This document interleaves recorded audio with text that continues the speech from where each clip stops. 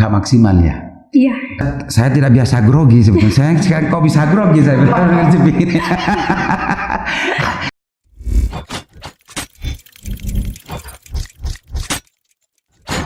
Assalamualaikum warahmatullahi wabarakatuh. Jumpa kembali dengan saya Aliman Haris di acara Sandasan di saluran channel Lingkar Jatim.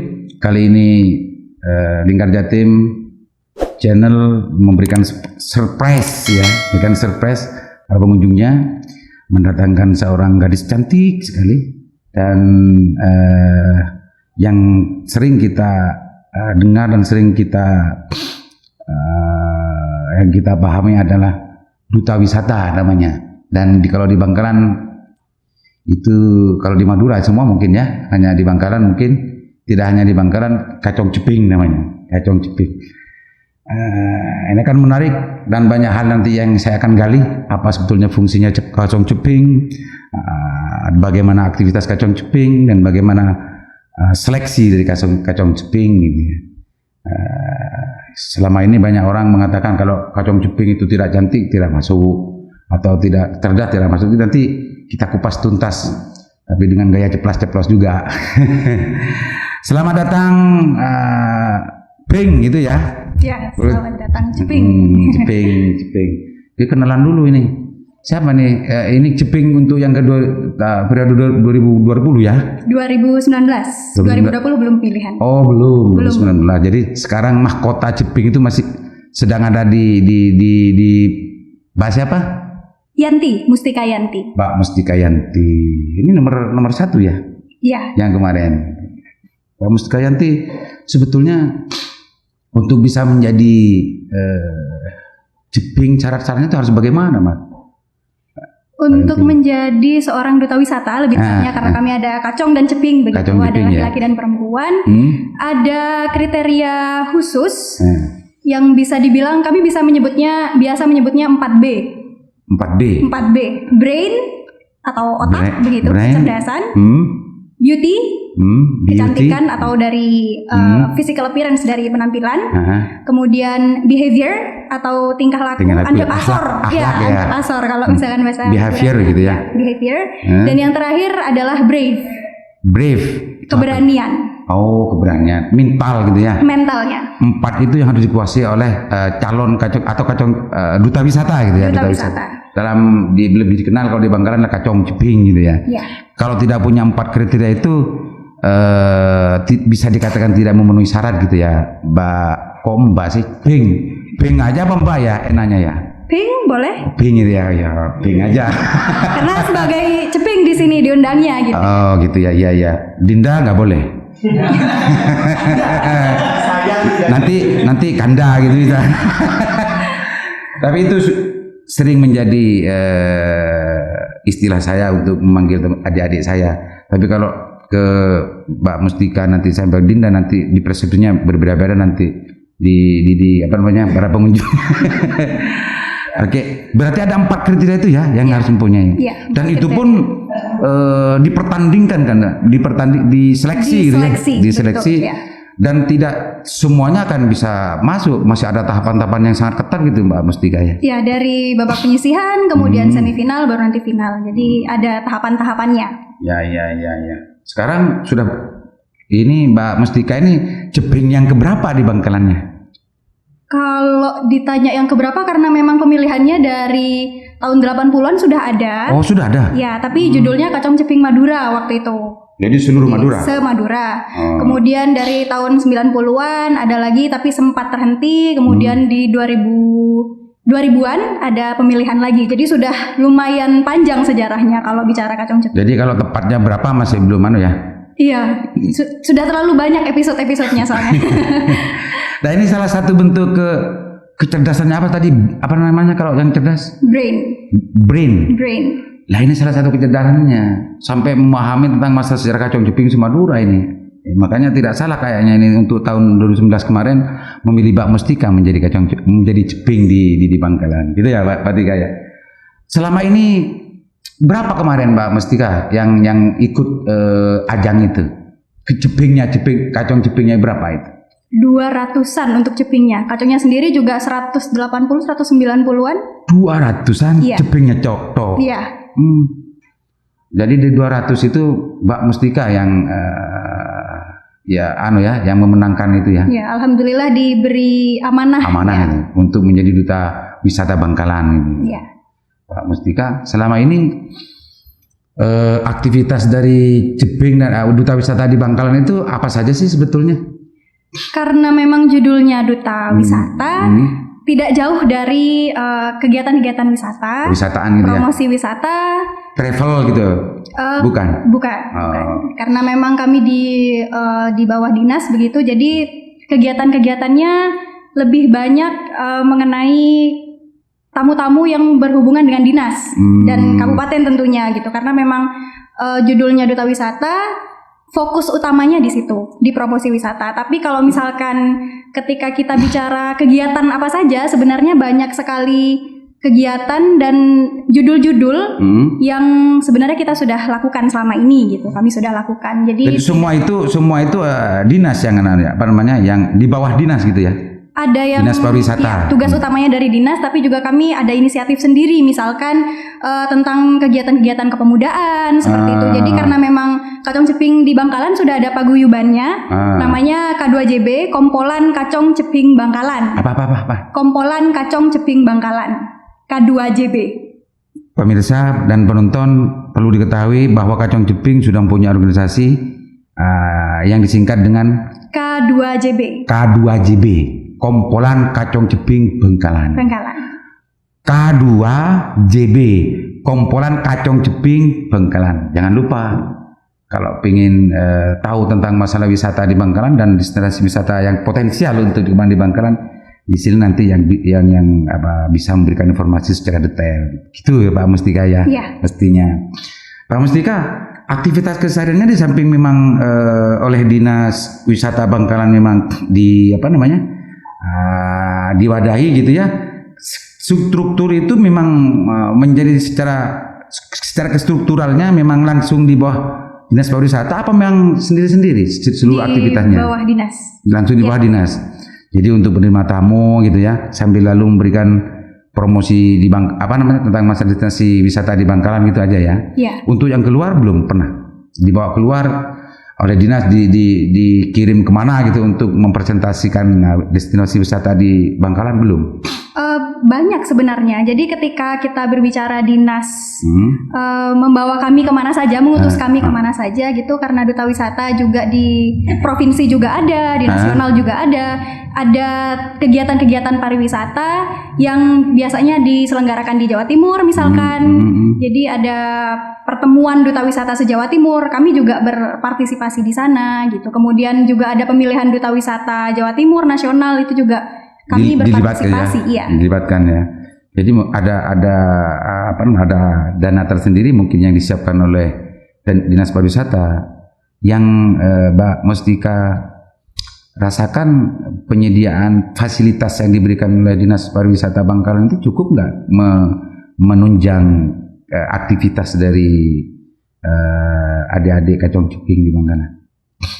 Kalau dibilang cukup, tidak ya? Belum, karena memang menurut saya pribadi ada banyak hal yang bisa kami eksplor sebagai duta wisata. Tidak hanya promosi wisata saja, tapi self improvement. Jadi bagaimana meningkatkan potensi diri sebagai duta wisata yang nantinya juga kita butuh dana untuk bisa ikut pelatihan, ikut pelatihan, mulai dari public speaking misalkan atau bahasa asing seperti itu. Jadi memang butuh perhatian untuk lebih bisa mengembangkan diri. Dan itu masih belum cukup sampai hari ini gitu ya, untuk di Kabupaten Bangkalan. Ya, bisa dibilang. Ini penting untuk didengar oleh Dinas Pariwisata Bangkalan dan juga oleh Pak Bupati, Dewan ini.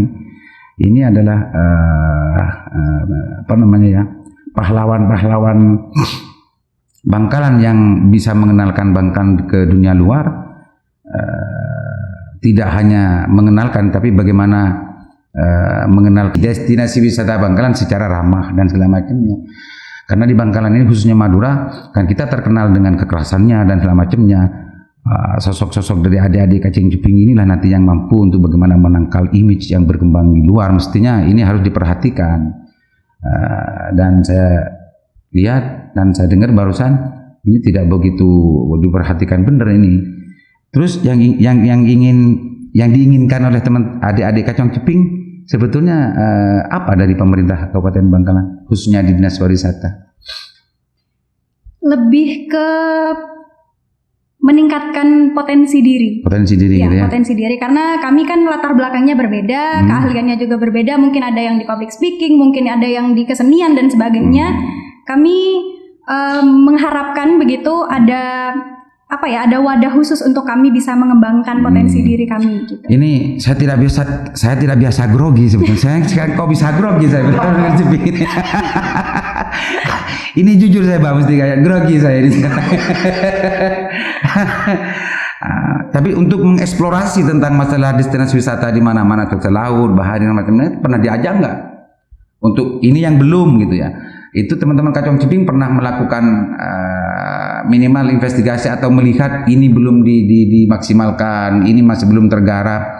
Itu pernah nggak teman-teman adik-adik Kacang Cuping dilibatkan melihat potensi-potensi yang masih belum dimanfaatkan oleh Kabupaten Bangkalan ini? Kalau dilibatkan pasti pernah ya. Cuman memang karena kami merasa potensi wisata di Bangkalan itu kan banyak sekali. Tidak hanya objek wisata, tapi juga daya tarik wisata lain yang misalkan atraksi budaya, kemudian kuliner dan sebagainya. Jadi memang perlu tindak lanjut ke belakangnya begitu. Jadi sekarang masih belum begitu menjadi prioritas kayaknya ya. Mestinya harus jadi prioritas Mbak Mustika ya. Untuk di Bangkalan agar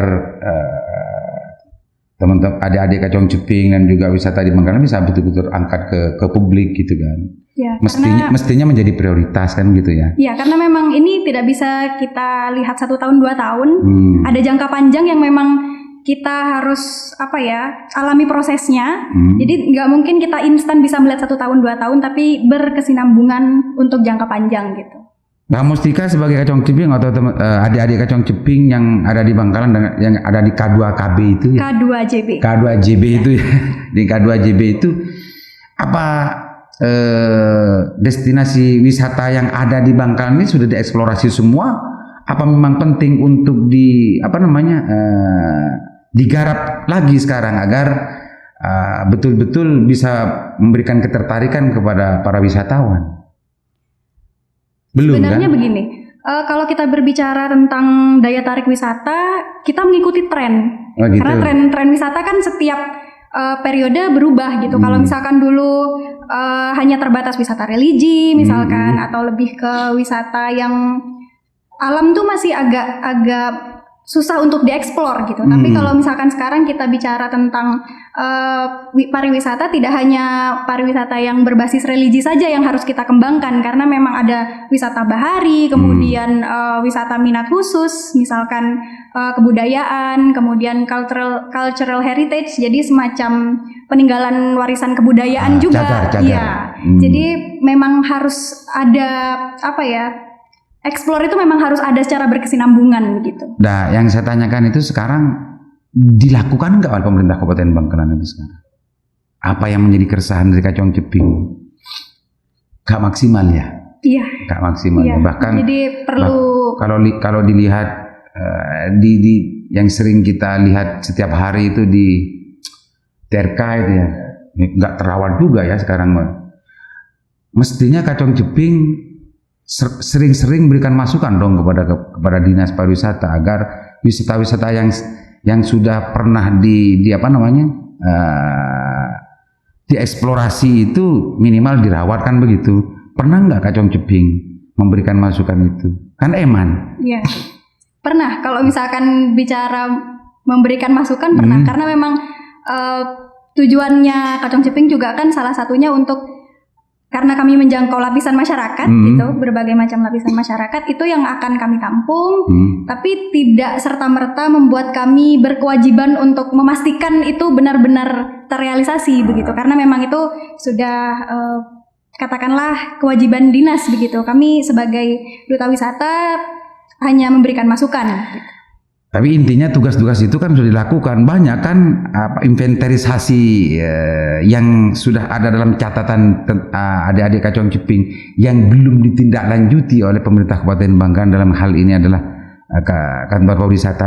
Masih banyak kan sebetulnya yang belum tergarap gitu ya, meskipun itu sangat potensial sebetulnya untuk punya daya jual. Istilahnya Kacong Ceping itu marketable gitu. Kan banyak itu kan sebetulnya. Seandainya itu betul-betul dieksplorasi, mungkin itu juga bisa meringankan beban dan tugas dari Kacong Ceping memasarkan. Tidak malu-malu lagi karena itu betul-betul ada kan begitu kan. Sekarang ini kan kalau saya melihat gaya speakingnya, skillnya ini kan luar biasa dalam bidang pemasaran. Tapi apa yang mau dipasarkan, destinasi wisatanya belum terawat. Yang ada aja banyak yang nggak terawat. Potensi-potensi yang ada masih belum digarap kan begitu. Ini problem besar. Setuju nggak Kacong Ceping kalau saya mengatakan begitu? Setuju. Setuju ya. Makanya ini menjadi penting dan harus menjadi prioritas Kabupaten Bangkalan khususnya Dinas Pariwisata untuk memperhatikan ini, ya. Mbak Miga ya, Mbak Mustika ya. Biru terus ini saya. Grogi terus ya kalau ada orang cantik saya ini. Pak Mustika. Mudah-mudahan aja nanti ini bisa didengar Mbak Mustika ya, agar Eman adik-adik Kacong Ceping mempunyai skill sedemikian luar biasanya ini justru tidak terpakai nanti untuk bagaimana memasarkannya. Kan saya yakin sudah sangat mampu, punya kapasitas luar biasa. Cuma yang dipasarkannya nanti gak ada yang mau dipasarkan. Potensinya saja kan yang luar biasa di Bangkalan. Belum tergarap semua kan begitu, Mbak? Ya, setuju kan? Iya, untuk pemeliharaan dan eksplorasi selanjutnya yang harus diberi perhatian lebih begitu. Gimana pengalamannya Mbak Mustika di saat tadi cerita waktu ketika ketemu dengan yang dari provinsi atau ke daerah lain, orang-orang ngomong tentang Bangkalan bagaimana Mbak Mustika? Tentang masalah wisatanya itu. Sebenarnya banyak yang tertarik dengan pariwisata Bangkalan karena memang secara ini kita lihat kalau misalkan Bangkalan kan nggak paling dekat dengan Surabaya, jadi aksesnya juga lebih gampang untuk mudah, untuk mau ke Pulau Madura gitu karena gerbangnya ada di Bangkalan. Teman-teman dari luar Bangkalan memang sangat antusias untuk mengetahui potensi wisatanya apa saja begitu. Cuma memang yang perlu diperhatikan ketika kita bicara tentang potensi wisata, daya tarik wisata, kita juga harus memberikan provide service yang bagus gitu kepada teman-teman yang mau ke sini. Bagaimana aksesibilitinya, aksesnya ke sini, kemudian fasilitas-fasilitas yang ada gitu. Di tujuan wisatanya gitu. Dan itu masih belum masih belum tersedia di Bangkalan ya kayaknya. Keinginan teman-temannya Mbak Mustika yang di luar yang ke sini sudah bisa tersedia nggak ketika mereka datang ke Bangkalan kira-kira? Tidak sepenuhnya tersedia ya? Iya, tidak sepenuhnya karena memang harus banyak yang perlu ditambal begitu, banyak yang perlu diperbaiki. Mbak Mustika meskipun sampai berbusa-busa memasarkan potensi wisata di Bangkalan, dan ketika orang banyak datang ke Bangkalan bisa kecewa mereka ya. Karena tidak disediakan sebagaimana yang dipaparkan oleh teman-teman duta wisata. Kalau potensinya kan luar biasa, mesti banyak orang kan yakin. Kalau Pak Mustika yang menjelaskan ke orang, nggak banyak yang yakin kan bahwa di Bangkalan ini sangat luar biasa indahnya, tertarik dan sampai ke sini justru banyak yang kecewa karena banyak yang tidak tersedia kan gitu Pak Mustika. Ada nggak perasaan malu ketika mempresentasikan potensi wisata Bangkalan dan ada banyak orang yang sini teman-temannya Mbak Mustika yang sesama gitu ya profesinya, kalau di Jawa Timur raka-raki. Di Jawa Timur raka-raki. Raka-raki. Itu ketika Bangkalan malu nggak kira-kira Mbak Mustika sebagai orang Bangkalan? Dibilang malu tidak ya, tapi lebih ke bahan introspeksi. Tapi nggak puas juga ya untuk melayani mereka ya. Ya, dijadikan bahan introspeksi karena dari teman-teman ini juga banyak belajar apa yang menjadi kekurangan dari Bangkalan seperti apa yang perlu ditingkatkan. Jadi kalau masalah skilling menurut saya sudah cukup lah, karena di waktu seleksi itu saya yakin memang orang-orang yang terpilih gitu, orang-orang betul-betul terpilih. Yang penting di Bangkalan menurut Mbak Mustika bukan yang mempromosikan wisata sebetulnya, yang bukan itu yang dibutuhkan, tapi bagaimana garapan destinasi wisatanya sebetulnya yang penting untuk digarap oleh pemerintah Bangkalan, kan gitu Pak Mustika? Dua-duanya sebetulnya. Dua-duanya ya. Karena memang tidak bisa dipisahkan. Kalaupun potensinya bagus, kalau misalkan promosi wisatanya tidak berjalan dengan baik juga susah gitu untuk. Kalau sekarang kan saya lihat Kacong Jeping, Mbak Mustika ini, ketika saya bicara seperti ini saya sudah yakin kalau urusan kapasitas dan kemampuan untuk mempromosikan wisata cukup mumpuni gitu. Tapi kan tidak seimbang ketika destinasi wisatanya tidak tergarap dengan baik, Bang Mustika. Setuju nggak ketika ada orang yang menyimpulkan seperti itu? Setuju, karena memang ya? ada apa ya, harus ada kerjasama dari dua hal tadi. Gitu. Pinter mempromosikan wisatanya nggak baik, malu dong kita, kan gitu. Malu dong Kacong Jeping nanti kalau gitu. Kalau sampai ada orang luar nanti Kacong Jeping mempromosikan TRK, sekarang TRK itu yang main Bangkalan romboh, kan malu kan? Nanti Mbak Mustika dalam persambuan di Bangkalan ini ada TRK yang menyediakan masalah kolam renang ini dan semacamnya. Orang tertarik nyampe ke sini, banyak pecaren di sana. Kan malu Mbak Mustika. Lah, tempat-tempat destinasi lainnya banyak yang serupa kayaknya dengan yang TRK di sini. Nah itu menurut saya akan menjadi beban psikologis dari teman-teman Kacong Jeping dalam melaksanakan tugas duta wisatanya. Jangan takut bicara yang sejujurnya Pak Mustika. Kan gitu ya. Iya. Oke Pak Mustika. Apa kira-kira yang lebih penting untuk segera dilakukan oleh pemerintah Kabupaten dalam wisata ini? Apa kira-kira menurut penglihatan dan pemantauan dari teman-teman Kacong Jeping? Mental untuk sustainability. Mental untuk sustainability-nya. Ya, untuk jangka panjangnya. Jadi untuk merawat potensi yang ada, karena kalau misalkan ada potensi tapi hanya musiman saja begitu, tidak dirawat, itu akan menjadi PR untuk ke belakangnya juga gitu. Jadi mental untuk sustainability dari daya tarik wisata. Jadi dengan kata lain harus ada keseriusan ya dari pemerintah kabupaten, khususnya Dinas Pariwisata, untuk betul-betul berkesinambungan dalam memelihara destinasi wisata itu. Ya, betul. Dan saya melihat ketika ini yang menjadi usulan yang keluar dari Bu Jeping ya, Jeping dari ketuanya Jeping ini, berarti ini jadi persoalan ini sebetulnya, dan ini harus menjadi perhatian dari Komisi D Bangkalan dan juga Bupati, khususnya di Kepala Dinas Pariwisata. Ini yang bicara bukan saya, tapi Kacong Jeping yang memang kesehariannya berkecimpung dalam kepariwisataan. Ya. Jadi nggak mengada-ngada. Jadi harapannya itu. Ya. Nah, di samping memang peningkatan skill dari teman-teman, dari adik-adik Kacong Jeping, juga wisata yang mau dipromosikan itu betul-betul digarap dan dieksplorasi semaksimal mungkin gitu ya. Sebetulnya kalau semuanya mau dieksplorasi, berapa persentase kalau dilihat dari pendekatan persentase Mbak Mustika yang belum tergarap dan belum dieksplorasi dari destinasi wisata, potensi wisata yang belum tergarap Mbak Mustika? Yang belum tergarap? Yang belum tergarap. Lebih dari 50%? 60-an ya?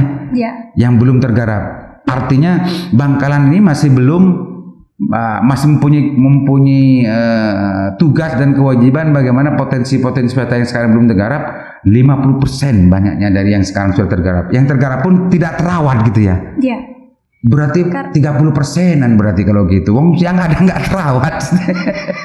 Karena mungkin yang diperhatikan hanya sedikit dari salah satu jenis pariwisata saja gitu. Maksudnya begini, kalau kita bicara tentang wisata bahari, banyak sekali karena kita banyak dikelilingi oleh garis pantai, harusnya memang ada banyak tempat yang bisa dijadikan opsi begitu untuk menjadi daya tarik wisata, menjadi objek wisata. Kemudian dari wisata budaya, wisata cultural heritage juga gitu. Misalkan kayak di Bukit Keker itu memang selain wisata alam tapi juga ada nilai sejarahnya juga begitu. Jadi memang perlu banyak dieksplor. Selama ini kan kalau misalkan kita bicara Bukit Keker banyak sekali yang dibicarakan hanya alamnya begitu ya, sejarahnya untuk kemudian dijadikan wisata edukasi pun sebenarnya itu sangat berpotensi kalau misalkan kita. Dan sekarang belum tergarap kan? Belum ya. Jadi banyak PR-nya sebetulnya. Dan mestinya pemerintah Kabupaten Bangkalan dan itu memperhatikan masukan-masukan dari teman-teman Kacong Ceping, adik-adik Kacong Ceping, karena yang saya lihat adik-adik Kacong Ceping ini memang tugasnya di kepariwisataan yang banyak sekali hal-hal yang belum pernah dipikirkan para penanggung kebijakan sudah dipikirkan oleh teman Kacong Ceping. Tidak perlu keluar Bangkalan sebetulnya. Minta masukan di Kacong Ceping saya kira sudah cukup kalau bicara tentang masalah pembenahan destinasi wisata gitu ya, Mbak Mustika. Kayaknya sudah banyak yang kita obrolkan, Mbak Mustika. Mudah-mudahan setelah nanti ini didengar oleh pemangku kebijakan di Bangkalan bisa direspon dan bisa ditindaklanjuti, Mbak Mustika. Kita berdoa saja. Amin. Seandainya saya bupatinya pasti akan saya langsung jadi prioritas itu. Saya akan prioritaskan Mbak Mustika kalau bupatinya. Ya salahnya bukan saya yang jadi bupati, Mbak Mustika. Oke, Mbak Mustika. Sebelum closing, silakan sampaikan kepada pemirsa di Lingkar Jatim untuk keresahannya barusan dan juga harapan-harapan yang ingin diraih oleh teman-teman Kacong Ceping. Silakan Mbak Mustika. Iya, saya sebagai perwakilan dari Paguyuban Kumpulan Kacong Ceping Bangkalan sangat berterima kasih sebenarnya atas kesempatan ini, karena bagi saya pribadi mungkin ini baru pertama kali ke Lingkar Jatim gitu ya. Belum pernah ke sini. Pandangan pertama gitu ya. Juga ketemu dengan saya juga pandangan pertama gitu baru ya. pertama ini gitu. Jadi kami berterima kasih sekali karena memang ini juga bisa menjadi wadah kami untuk menyampaikan aspirasi begitu. Dan banyak belajar juga sebenarnya karena ketika kita berbicara tentang bagaimana kita memajukan pariwisata yang ada di Bangkalan, tidak hanya menjadi tanggung jawab kami sebagai duta wisata, tapi juga tanggung jawab masyarakat Bangkalan secara keseluruhan begitu. Ya, harapan-harapannya tentu kami berharap bahwa daya tarik wisata yang ada di Bangkalan dapat lebih diperhatikan, dieksplorasi dan dimaksimalkan untuk jangka panjang, karena memang Bangkalan luar biasa potensinya untuk bisa dijadikan daya tarik wisata begitu. Terima kasih, ini luar biasa ini. Sejuk ini kayaknya. Mudah-mudahan betul-betul diperhatikan selanjutnya. Pengunjung Lingkar Jatim, yang penting bukan subscribe-nya, tapi bagaimana mengikuti, menunggu terus diputar sampai selesai, sampai tuntas, karena banyak hal-hal yang menarik yang kita bisa dapatkan. Dari saya, pemandu acara Sandasan Lingkar Jatim, Assalamualaikum warahmatullahi wabarakatuh.